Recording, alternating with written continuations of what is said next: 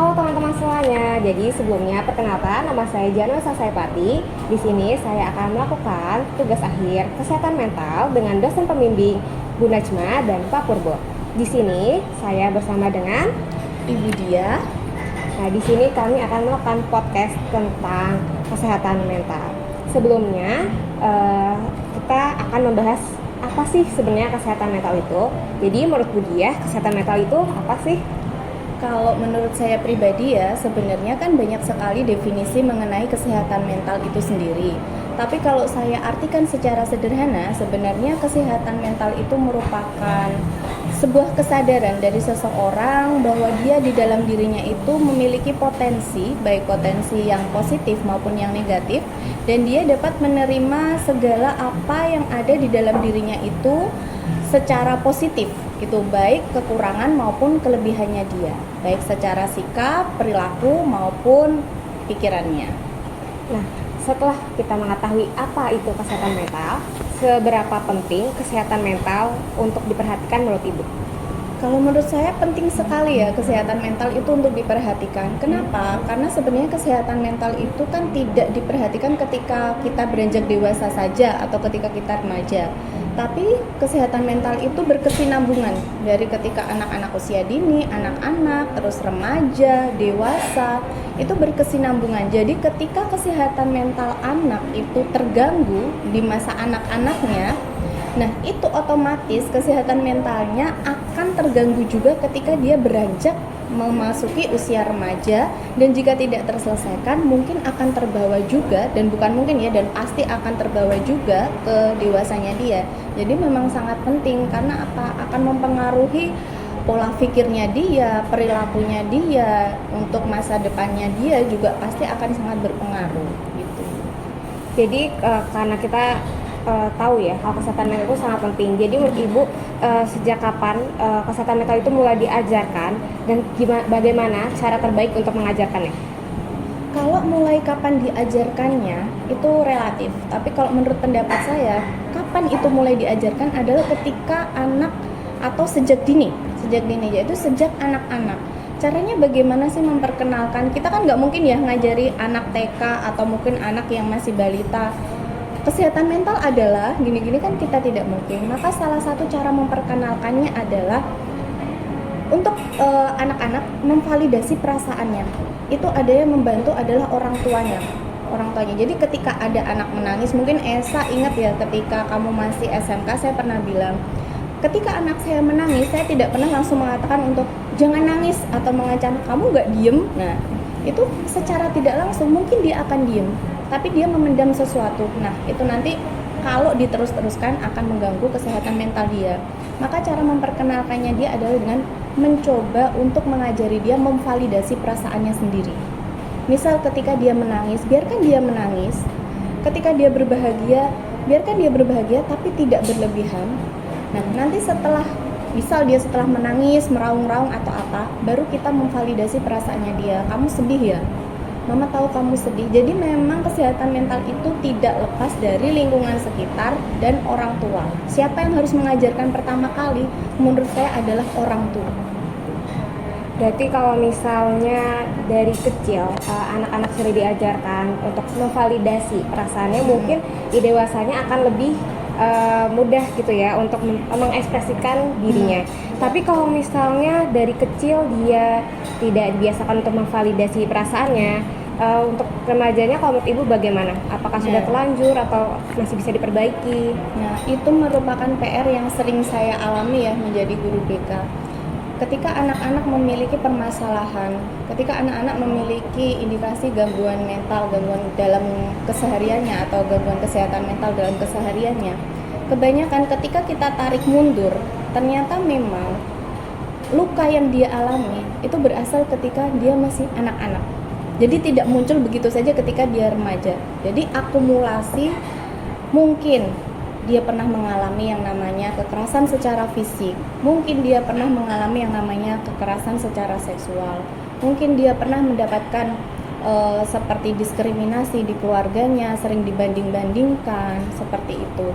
Jadi ketika saya ketika saya mendapatkan kok anak ini sepertinya mengalami seperti itu, gangguan secara mental atau dia mengalami gangguan dalam perkembangannya, itu biasanya saya akan menanyakan keluargamu seperti apa, peran kedekatanmu dengan bapak ibumu seperti apa, dari kecil yang kamu alami seperti apa. Jadi memang apa yang kita alami sekarang itu tidak bisa kita lepaskan dari masa lalu. Kalau di BK itu ada yang namanya unfinished business. Bisa jadi ketika dia dari kecil tidak dibiasakan memvalidasi perasaannya, akhirnya dia akan menjadi anak yang pendiam, introvert, memendam semua apa-apa yang dia rasakan sendiri. Tapi suatu saat itu bisa jadi bom waktu untuk orang tuanya. Karena apa, dia tidak dibiasakan untuk mengekspresikan. Jadi dipendam sendiri, akhirnya semua permasalahan itu bertengkar di kepalanya sendiri, bertumpuk-tumpuk, akhirnya mempengaruhi mungkin pergaulan dengan teman, mempengaruhi pergaulan dia dengan lingkungan sekitar, mempengaruhi pola pikirnya. Dan itu memang menurut saya sejauh ini memang hubungan dengan orang tua dan lingkungan keluarga itu sangat mempengaruhi kesehatan mental anak. Setelah itu, pertanyaan selanjutnya, menurut Ibu bagaimana stigma tentang kesehatan mental mempengaruhi seseorang dalam mengenali atau menerima kondisinya? Kalau mengenai itu saya setuju ya, kesehatan ketika orang yang kesehatan mentalnya baik, bisa dikatakan tidak terganggu, dia akan lebih mudah untuk memvalidasi dirinya baik dari segi positif maupun negatif. Artinya apa? Ketika dia mentalnya sehat, dia akan menjadi orang yang lebih ketika mendapatkan kritik atau saran, itu tidak akan dijadikan beban. Bahkan mungkin itu akan dijadikan masukan untuk dia pribadi. Tapi beda dengan orang yang melabeli dirinya dengan stigma, aku ini mentalku udah gak sehat nih, atau apa. Dia akan lebih susah untuk mendapatkan masukan, dia akan lebih susah untuk mendapatkan saran, dia akan lebih susah untuk didekati. Karena apa? Dia sudah cenderung membentengi dirinya dengan, aku ini orangnya kayak gini, nggak bisa. Tapi kalau orang yang mentalnya sehat, ketika dia mendapatkan masalah, dia akan mencari solusi atas permasalahan itu tanpa menyalahkan keadaan. Kalau orang dengan kesehatan mental terganggu, dia akan menyalahkan sesuatu atas keadaannya dia. Gitu. Nah, sebagai orang tua, Ibu juga sebagai orang tua memiliki anak. Kalau dari Ibu, bagaimana Ibu mengatasi stigma tentang kesehatan mental agar lebih terbuka mendukung anak-anak mereka? Jadi biar anak-anak lebih terbuka dengan orang tuanya. Ya, itu penting banget itu sebagai orang tua zaman sekarang ya, Zaman sekarang kita harus berlomba sama yang namanya gadget. Kita harus berlomba-lomba sama media sosial. Artinya apa? Anak-anak sekarang itu kan ya, dia sangat familiar dengan media sosial dan juga gadget. Ya, jadi bagaimana? Kalau saya selalu mengatakan bahwa tunjukkan siapa bosnya di rumah. Artinya apa? Kita harus punya quality time dengan anak kita yang benar-benar tanpa gadget. Tujuannya apa sih? Misal anak pulang sekolah, kita nggak langsung tanya, tadi gimana nilainya di sekolah, gimana, enggak. Tapi kita bonding dulu nih sama anak. Biarin dia ini dulu, makan dulu, taruh seragam. Nanti kalau dia udah santai, apalagi anak saya laki-laki ya, anak laki-laki itu nggak bisa diajak ngomong kalau dia lagi capek dan lapar. Biasanya dia suruh, habis sudah makan, udah ini, dia udah santai, baru saya ngajak ngobrol. Tadi di sekolah ngapain aja, Dek? Ada kejadian apa, Dek? Biasakan saling membangun hubungan yang berkualitas antara orang tua dan anak, sehingga anak itu merasa bahwa kita adalah tempat ternyaman untuk cerita. Kita adalah tempat pertama ketika anak merasakan sedih, merasakan mungkin dia dibully temannya, mungkin dia apa. Jadi ketika anak sudah mulai terbuka dengan kita, biasanya dia akan juga mudah ketika memulai komunikasi dengan orang lain gitu. Jadi dia akan ketika punya masalah, dia nggak akan gampang goyang, karena dia tahu dia harus lari kemana. Ya, terutama juga kita terapkan itu ilmu agama. Agama itu bentengnya kesehatan mental menurut saya selain keluarga. Gitu. Selanjutnya, Ibu sebagai guru BK di SMK 1 Pati, peran guru BK dan mungkin nggak hanya guru BK ya, dengan guru-guru yang lainnya juga, dan institusi pendidikan dalam membangun kesadaran akan kesehatan mental sejak dini itu seperti apa perannya? Kalau peran secara universal ya, secara global itu di sekolah kita itu sudah mulai memperhatikan yang namanya kesehatan mental menurut saya. Karena apa? Kita sekarang sudah menyatakan bahwa SMK 1 adalah sekolah ramah anak. Ya, artinya berarti tidak adalah tindakan kekerasan, bullying dan lain-lain. Di sekolah itu juga sudah ada namanya Satgas tindak kekerasan terhadap anak, tindak perlindungan terhadap anak. Terus kita juga mendeklarasikan anti bullying. Artinya apa? Di sini kita melanjutkan dari pemerintah bahwa pemerintah juga punya concern terhadap kesehatan mental para anak yang disalurkan kepada institusi pendidikan yang nantinya akan kita sampaikan kepada siswa kita. Kalau peran Budia sendiri sebagai guru BK, biasanya saya include dalam layanan klasikal untuk menyampaikan mengenai isu-isu kesehatan mental, penyebab depresi pada remaja, cara mengatasi depresi itu sendiri, dan sejauh apa sih saya bisa menolong mereka. Karena memang dalam hal tertentu ada yang namanya gangguan mental itu memang tidak bisa disembuhkan atau tidak bisa diatasi oleh guru BK. Jadi saya harus tahu nih ranah saya. Kalau masih ranah saya akan saya bantu, semisal tidak akan saya arahkan. Kelihatannya ini sudah bukan ranah Budia. Jadi kamu harus ke mungkin psikolog dulu. Atau kalau saya lihat kasusnya terlalu berat, biasanya ke psikiater. Seperti itu. Selanjutnya, apa peran utama masyarakat dalam menjaga kesehatan mental di lingkungan? Kalau menurut saya peran serta masyarakat itu ya selain peran serta keluarga, peran serta masyarakat memang penting karena memang harus ada sinergi antara lingkungan anak, semua lingkungan anak, baik lingkungan di rumah, lingkungan di sekolah maupun lingkungan di masyarakat untuk membentuk kesehatan mental seorang anak. Jadi mungkin kalau menurut saya ya masyarakat harus menegakkan norma-norma dan mematuhi norma-norma yang ada di masyarakat, baik itu norma sosial, norma agama, norma kesusilaan, sehingga anak ini benar-benar mendapatkan lingkungan yang sehat dan gak toksik.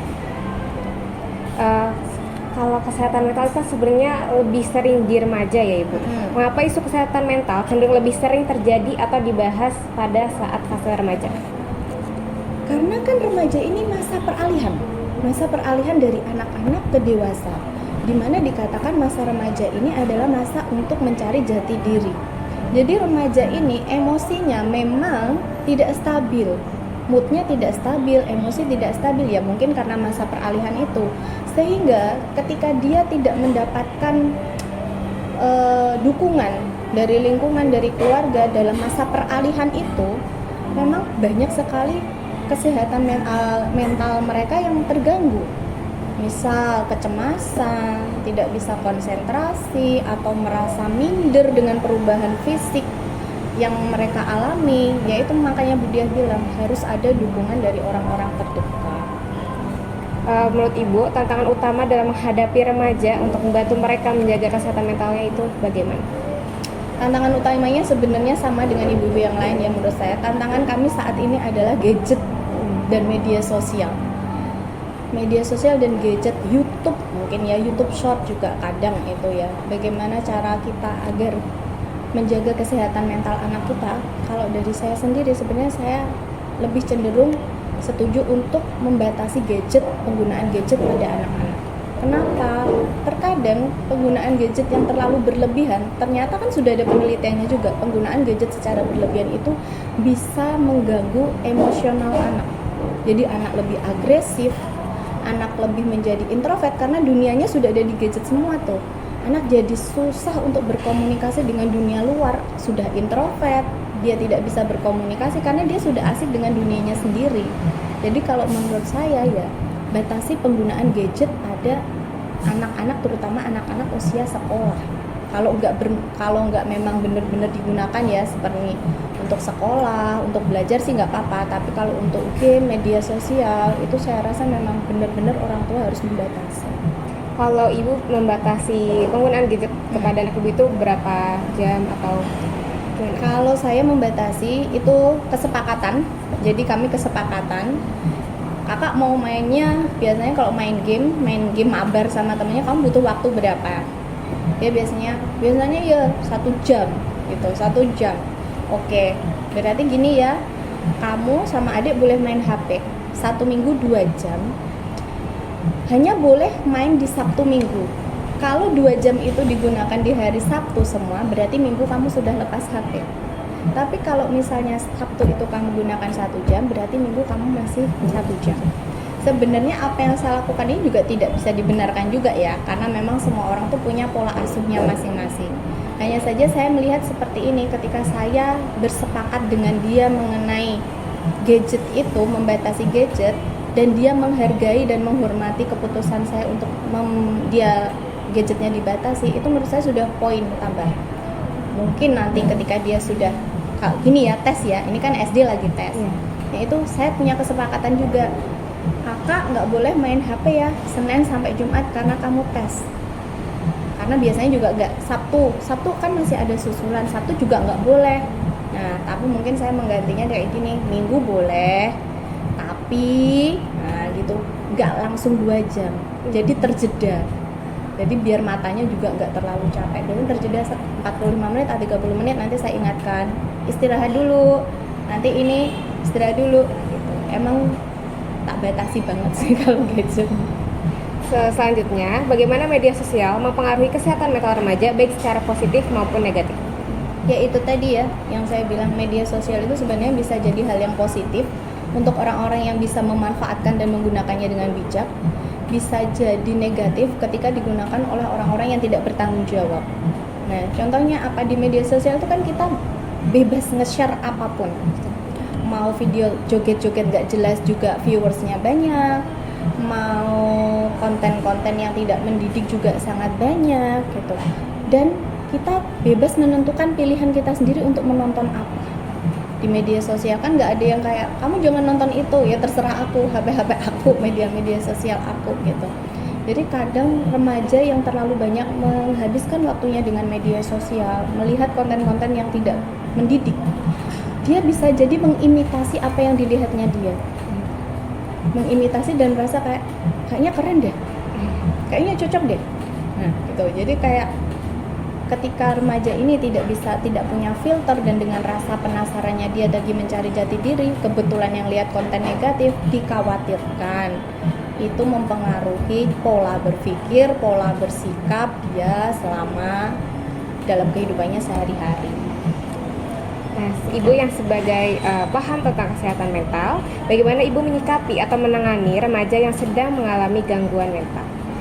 Nah, kalau ini menarik.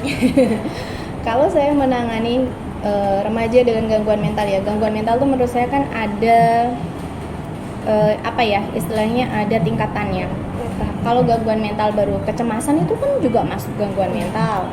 Terus sulit fokus itu juga masuk kesehatan mental. Nah, yang dimaksud Mbak Nuesa ini yang gimana? Yang tarafnya itu dia sudah parah, atau baru kayak yang mungkin baru kecemasan, dia sudah mulai merasa cemas gitu. Oh, cemas, susah fokus. Nah, kalau gitu biasanya kita adakan konseling individu. Biasanya kita lihat, kita tanya dulu. Atau kadang dia datang sendiri bilang, "Bu, saya kok akhir-akhir ini kok gini ya, Bu? Kayaknya tuh saya kok merasa cemasnya tuh terlalu berlebihan, padahal dulu saya nggak gini." Nah, itu biasanya kita konseling dulu, kita konseling individu. Nanti kalau sudah habis konseling, kita evaluasi. Kalau dia sudah merasa enak atau apa, biasanya kita minta datang lagi, besok sini ngobrol lagi ya, kita ngobrol lagi gini-gini. Jadi kalau masih ringan, kita lakukan proses konseling individu. Selanjutnya, bagaimana cara menenangkan seorang yang sedang mengalami gangguan kesehatan mental?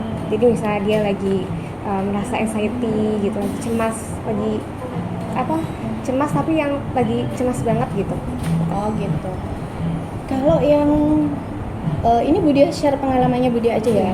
Saya pernah punya satu siswa, jadi dia memang mengalami gangguan kesehatan mental, dan itu disebabkan karena trauma masa kecilnya dia yang dia alami. Nah, itu ketika dia mengalami yang namanya kecemasan yang sangat berlebihan, itu dia sampai melukai dirinya sendiri. Jadi dia sampai melukai dirinya sendiri. Ketika saya tanya, kita konseling, oh ternyata dia punya masa lalu yang pernah mengalami kekerasan secara fisik, tapi dia tidak bisa menyampaikan. Akhirnya substitusinya itu dia kayak menyakiti dirinya sendiri. Self-harm. Kalau sudah keluar darahnya, intinya dia merasa puas seperti itu. Nah, cara dia menenangkan gimana? Ketika dia kumat, ya kabuk gitu ya, bahasa Indonesia kabuk, dia biasanya WA Budia, ngirim video dia sedang melukai dirinya sendiri gitu kan. Bu, saya nggak kuat nih. Gitu. Nah, kalau saya menenangkannya biasanya, saya suruh kamu tenang dulu, saya ajak cerita dulu, kenapa lagi, nanti dia cerita. Dan memang harus benar-benar meluangkan waktu kalau sudah kayak gitu. Udah, anak saya titipin suami dulu, saya ajak ngomong kenapa, masalahnya apa, gini. Jadi kita validasi dulu perasaannya dia tanpa alih-alih menyalahkan. Jadi diterima dulu ceritanya, ditampung. Nanti kalau sudah dia nangis, sudah keluar semuanya, cerita semuanya, saya kasih tahu pelan-pelan, kamu kayak gitu tuh loh, bolak-balik kayak gitu, nanti nek meleset, biasanya saya selipi candaan, kalau meleset kena urat nadi nanti nek meninggal gimana, panitia nerakanya ini udah siap-siap nih, kalau kamu kan itu termasuknya dosa gini-gini. Nah, nanti kalau udah mulai cair, biasanya kayak gitu, diajak ngobrol dari hati ke hati. Berarti siswa tersebut itu melakukannya tidak hanya pas di sekolah, di rumah juga, atau dia hanya melakukan itu ketika di rumah, karena pemicunya adalah lingkungan rumah. Menurut Ibu, apa yang sebaiknya dilakukan oleh seseorang yang merasa malu atau takut mencari bantuan profesional? Saya selalu menekankan kepada anak-anak seperti ini, kamu kalau punya masalah jangan dipendam sendiri. Kalau kamu punya teman, manfaatkan temanmu itu. Karena anak-anak remaja itu biasanya tidak mau cerita sama orang tuanya, apalagi yang tidak punya kedekatan ya. Males biasanya, nanti paling dijawabnya gini, paling nanti dimarahin. Carilah minimal satu teman yang kamu percaya untuk kamu cerita. Jadi tidak memendam permasalahan itu sendiri. Kalau nggak bisa, kan kalau anak sekarang tuh circle-circlean ya. Iya. Nah, kalau saya sih gini, kalau kamu misalnya tidak bisa cerita ke circle itu, carilah minimal satu teman. Tidak perlu satu sekolah. Sekolah lain, teman SMP boleh. Tapi carilah seseorang yang kira-kira ketika kamu mengalami yang namanya kecemasan atau apa, dia bisa kamu hubungi untuk kamu minta bantuan. Dan bisa kamu berbagi cerita dengan dia. Gitu. Menurut Ibu, apa harapan Ibu mungkin untuk peran orang tua, guru, dan masyarakat dalam mendukung kesehatan mental generasi sekarang? Kalau saya kalau dari sisi guru BK, saya inginnya ada sinergi antara sekolah, orang tua, dan juga siswa, dan juga mungkin masyarakat di sekitar sekolah. Tapi kalau masyarakat di sekitar sekolah kan mungkin jangkauannya terlalu luas lah. Paling tidak ada peran serta dari orang tua dan sekolah untuk kita sama-sama memperhatikan kesehatan mental anak. Kalau mungkin dirasa anak saya sudah remaja Bu, sudah terlambat. Tidak ada kata terlambat. Semuanya itu bisa diperbaiki walaupun bukan proses yang instan. Tapi menurut saya ketika orang tua ada niat untuk mendekati anak, untuk berbagi cerita, menyisihkan sedikit waktu untuk quality time dengan anak, sebenarnya anak itu tidak ingin dibiarkan kok. Sebenarnya anak itu tidak ada yang ingin dibiarkan. Mereka tuh tetap ingin ada perhatian dari orang tua. Jadi yuk sama-sama kita mulai meluangkan waktu. Yuk kita sama-sama mulai bertanya kepada anak kita, membuka komunikasi dengan anak kita, sehingga kita menjadi orang pertama yang paling tahu ketika anak kita merasa sedih, merasa senang. Jadi jadilah sahabat untuk anakmu sendiri, jadilah tempat ternyaman untuk anakmu. Itu aja sih pesan saya. Mungkin ini pertanyaan terakhir. Oh, masih ada ya? Iya, masih. Banyak ya, sekali Ibu. ya, Sa. Jadi apa pesan Ibu untuk mereka yang sedang berjuang dengan kesehatan mental? Kalau pesan saya untuk mereka yang sedang berjuang untuk kesehatan mental, yang pertama adalah satu, kamu harus percaya bahwa kamu tidak sendiri. Kamu harus percaya bahwa kamu tidak sendiri. Setidaknya walaupun kamu sendiri, kamu masih punya Tuhan. Nah, itu yang harus kamu tekankan dalam diri kamu sendiri. Kamu harus percaya bahwa apapun yang digariskan Tuhan kepada kamu, kalau di agama kita kan Tuhan Allah tidak akan memberikan cobaan di luar batas kemampuan kita. Percaya saja pada itu. Memang mungkin prosesnya berat, mungkin prosesnya tertatih-tatih tidak seperti teman-temanmu yang lain. Tapi selama kamu percaya sama diri kamu sendiri, kamu percaya pada ketetapan Tuhan, dan kamu percaya kamu bisa mengatasi itu, dan mau meminta bantuan kepada yang memang terkait dan memang kamu rasa kamu butuh bantuan, mulai terbuka dan mulai jujur dengan apa yang kamu rasakan, insya Allah kamu akan mendapatkan solusi atas permasalahan yang kamu alami. Wah, keren banget kata-katanya, jadi jangan lupa diingat ya teman-teman. Nah, jadi cukup sekian nih presentasi podcast kita pada siang ini. Terima kasih Bu Diah atas Sama-sama. waktunya yang sudah diluangkan. Terima kasih teman-teman.